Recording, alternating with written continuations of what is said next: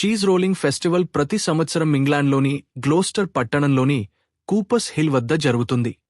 ఒక పెద్ద గుండ్రటి చీజ్ వీల్, దీనిని డబుల్ గ్లోస్టర్ అంటారు, కొండ పైభాగముంచి కిందకు వదిలేస్తారు. ఆ కొండ చాలా ఎత్తుగా, జారిపడేలా ఉంటుంది. చీజ్ వదిలిన వెంటనే డజన్ల కొద్దిమంది ఆ చీజ్ను పట్టుకోవడానికి కొండపైనుంచి పరుగెత్తుతారు.